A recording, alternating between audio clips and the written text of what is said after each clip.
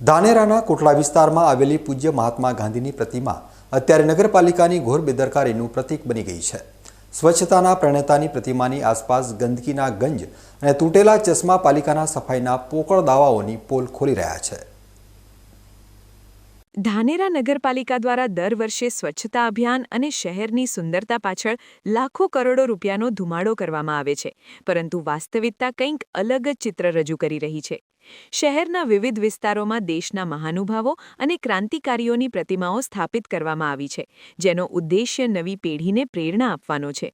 પરંતુ ધાનેરાના કોટડા વિસ્તારમાં આવેલી રાષ્ટ્રપિતા મહાત્મા ગાંધીની પ્રતિમાની હાલત અત્યંત દયનીય જોવા મળી રહી છે। આશ્ચર્યની વાત તો એ છે કે જે ગાંધીજીએ સમગ્ર દેશને સ્વચ્છતાનો પાઠ ભણાવ્યો, તેમની જ પ્રતિમાની આસપાસ ગંદકી અને કચરાના ઢગલા જોવા મળી રહ્યા છે। એટલું જ નહીં, પ્રતિમા પરના ચશ્મા પણ તૂટી ગયા છે અને પ્રતિમાનો એક ભાગ એટલે કે પથ્થર પણ ક્ષતિગ્રસ્ત થયો છે। તાજેતરમાં જ ગાંધી જયંતિ અને નિર્વાણ દિન જેવા મહત્વના પ્રસંગો પસાર થયા હોવા છતાં નગરપાલિકાના સત્તાધીશોને આ પ્રતિમાની સાફસફાઈ કરવાની કે તેની મરામત કરવાની ફુરસદ મળી નથી। નગરપાલિકા પાસે સફાઈ કામદારોનું મોટું લશ્કર છે અને સ્વચ્છ ભારત મિશન હેઠળ મસમોટી ગ્રાન્ટો પણ મળે છે।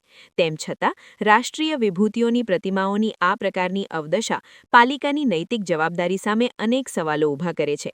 જે મહાત્માએ દેશને આઝાદી અપાવવા માટે પોતાનું જીવન સમર્પિત કરી દીધું, તેમની પ્રતિમાની સુરક્ષા અને જાળવણી કરવામાં સ્થાનિક વહીવટી તંત્ર કે કોઈ સેવાભાવી સંસ્થા આગળ ન આવતા દેશપ્રેમીઓમાં ભારે નારાજગી જોવા મળી રહી છે। લોકોમાં એવી ચર્ચા છે કે શું પાલિકા માત્ર કાગળ પર જ સફાઈના આંકડા બતાવે છે કે પછી ખરેખર મહાપુરુષોના સન્માન પ્રત્યે તંત્રને કોઈ લેવા દેવા નથી। આ ગંભીર બેદરકારી ધાનેરા શહેરની છબી ખરડાવી રહી છે અને સત્તાધીશોની ઉદાસીનતાને છતી કરી રહી છે। ધાનેરા નગરપાલિકા માત્ર ગ્રાન્ટો વાપરવામાં જ વ્યસ્ત હોય તેવું લાગી રહ્યું છે।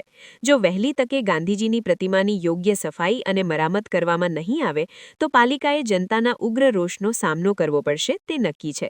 મહાપુરુષોનું સન્માન જાળવવું એ તંત્રની પ્રાથમિક ફરજ હોવી જોઈએ।